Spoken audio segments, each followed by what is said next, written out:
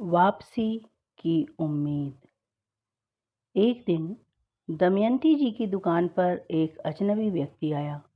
उसके कपड़े साफ सुथरे थे, उसकी मुस्कान में अपनापन था और उसकी आंखों में भी कुछ सवाल थे। उसने कहा कि माँ, एक कप चाय मिलेगी क्या? उस अजनबी ने विनम्रता से पूछा। दमयंती जी का हृदय माँ शब्द सुनते ही भर आया, पर उन्होंने अपनी भावनाओं को काबू में करते हुए अपनी आंखों से अनायास ही बहते आंसुओं को पोंछा और हाँ में अपना सर हिलाते हुए एक हल्की सी मुस्कान बिखेरते हुए अजनबी की ओर देखा और चाय बनाकर उस अजनबी के सामने रख दिया। अजनबी ने चाय की चुस्की लेते हुए पूछा कि माँ, आपकी दुकान तो काफ़ी पुरानी लगती है। आपने तो बहुत कुछ देखा होगा, है ना?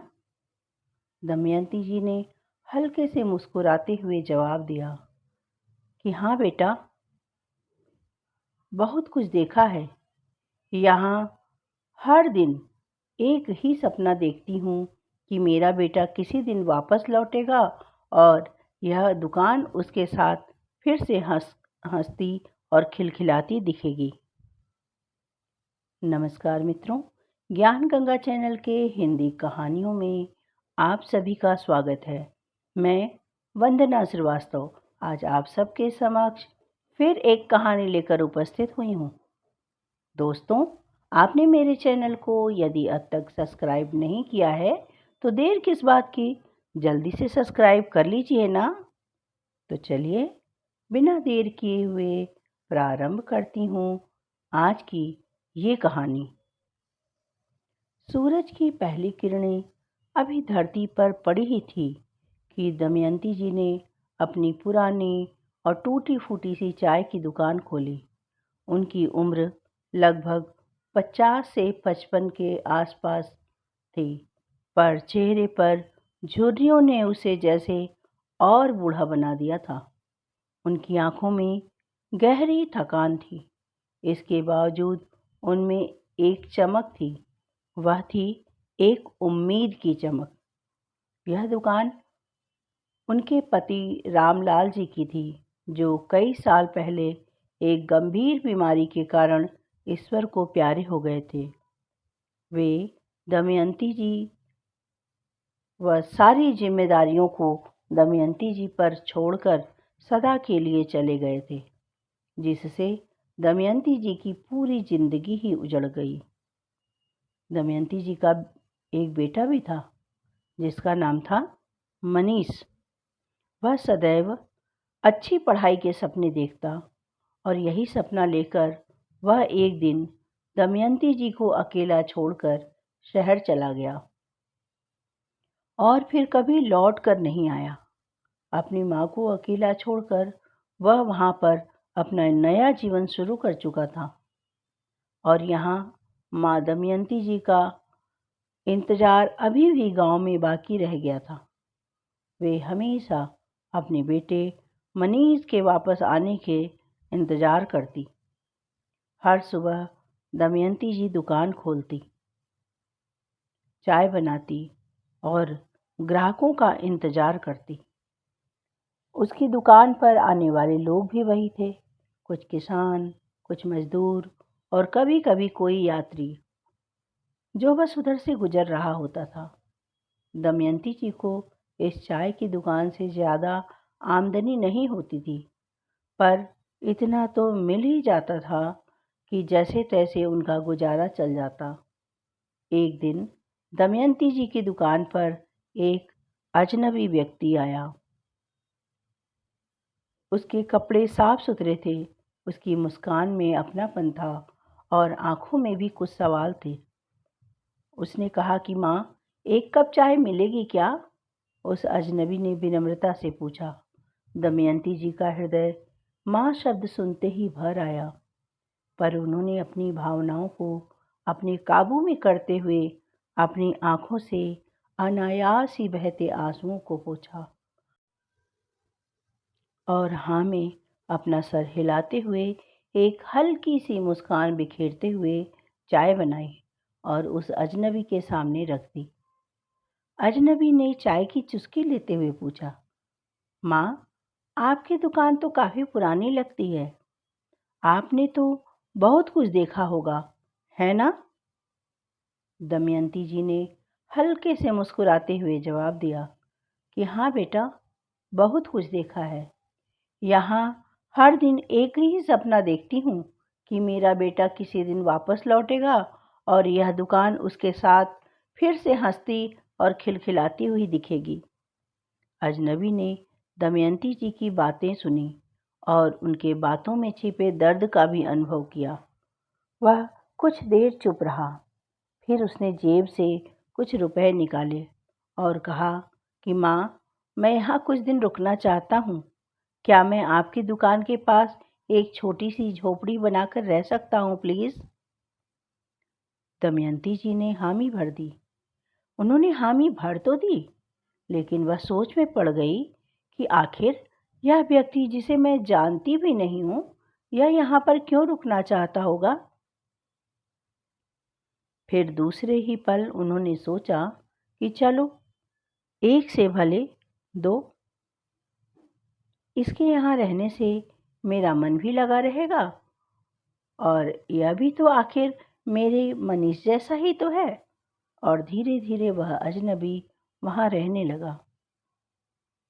हर दिन वह दमयंती जी की दुकान में हाथ बटाता, उनसे कहानियाँ सुनता। इसी तरह धीरे धीरे समय बीतता गया। कुछ हफ्तों के बाद दमयंती जी ने यह महसूस किया कि उसके ग्राहकों की संख्या अब बढ़ने लगी है।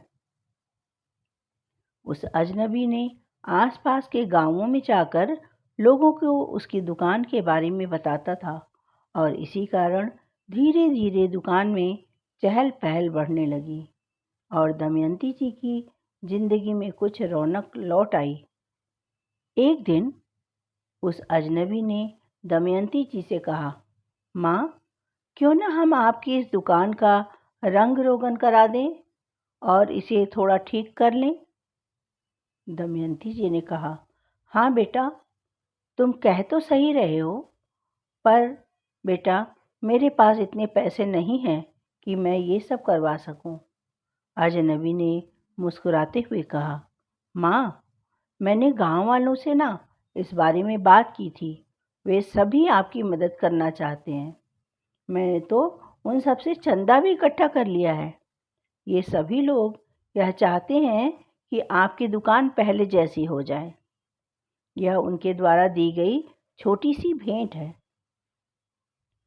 धीरे धीरे दुकान का रूप बदल गया। नया रंग, नई सजावट, नई कुर्सियां देखकर दमयंती जी की खुशी का कोई ठिकाना न रहा।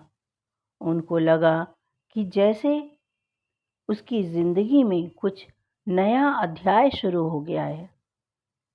एक दिन अजनबी ने दमयंती जी से कहा, माँ, अगर आप अपने बेटे को बुलाएंगी तो शायद वह लौट आए। यह सुनते ही दमयंती जी की आंखों में आंसू आ गए। उसने कहा, बेटा, मैंने बहुत कोशिश की, पर उसने मुझसे अपना नाता ही तोड़ लिया है। यह कहते हुए दमयंती जी सुबकने लगी। उनकी आंखों से अविरल अश्रुधारा की मोती निर्झर झरे ही जा रहे थे। उस अजनबी ने दमयंती जी का हाथ थामकर कहा, माँ, उम्मीद कभी खत्म नहीं होती। दमयंती जी की ऐसी दशा देखकर उस अजनबी को बहुत पीड़ा हुई और उसी रात अजनबी ने दमयंती जी के बेटे को ढूंढने का निश्चय किया। कई दिनों की कोशिशों के बाद वह उनके बेटे मनीष का पता लगाने में कामयाब रहा। जब वह दमयंती जी के बेटे के पास पहुंचा तो उसने उसे उसकी माँ की हालत के बारे में बताया और कहा कि मनीष, इस समय तुम्हारी माँ को तुम्हारी बहुत ज़रूरत है। उस अजनबी की बातों पर मनीष ने बहुत विचार किया। फिर उसे यह एहसास हुआ कि वाकई में वह कितना एहसान फरामोश है। पिता के न रहने के बावजूद जिस माँ ने इतने संघर्षों से उसे इस मुकाम पर पहुंचाया, आज वह उन्हें ही अपने जीवन से दूध की मक्खी की भांति भला कैसे निकाल कर फेंक सकता है। अब वह अपनी माँ के पास जाने का मन ही मन फैसला करता है। कुछ दिन बाद दमयंती जी को अपनी आंखों पर विश्वास ही नहीं हो रहा था।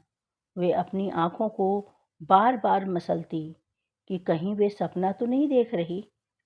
अब उनकी आंखों में एक विश्वास का आंसू था, क्योंकि उनका बेटा मनीष उनके सामने जो खड़ा था। दमयंती जी के दिल की तमन्ना पूरी हो चुकी थी। उन्होंने अपने बेटे को गले लगाया और आंसुओं से भरी आंखों से उसे देखा। वह अपने बेटे को धन्यवाद कहने लगी कि तभी मनीष ने कहा, माँ, धन्यवाद कहना है तो इस अजनबी व्यक्ति का करो, जिसने कि मेरी आंखें खोलकर मुझे मेरी गलती का एहसास करवाने में सफल रहा है। सच में दमयंती जी की जिंदगी में वह अजनबी एक फरिश्ता बनकर आया था, जिसने उसके परिवार को फिर से जोड़ दिया। इस प्रकार दमयंती जी ने अपनी बाकी जिंदगी सुकून से बिताई। उसकी दुकान अब पहले से भी ज्यादा चलने लगी थी और वह अजनबी उसकी जिंदगी में हमेशा के लिए एक शुभचिंतक के रूप में बसा रहा। तो दोस्तों, आप इस कहानी के बारे में क्या कहना चाहेंगे? आप लोगों को मेरी यह कहानी कैसी लगी? दोस्तों, यदि आप लोगों को यह कहानी पसंद आई हो तो चैनल को लाइक और शेयर करें। चैनल पर नए हैं तो चैनल को सब्सक्राइब अवश्य कर लें और हाँ, बेल आइकन हिट करना बिल्कुल भी ना भूलें। दोस्तों, अगर इस तरह की घटनाएं आपके आसपास भी घटती हुई आपने देखी है तो मुझे लिख भेजिए। उसको कहानी के रूप में परिवर्तित करके आपके समक्ष प्रस्तुत करने का प्रयास करूंगी। मेरा मेल आईडी आपको डिस्क्रिप्शन बॉक्स में मिल जाएगा।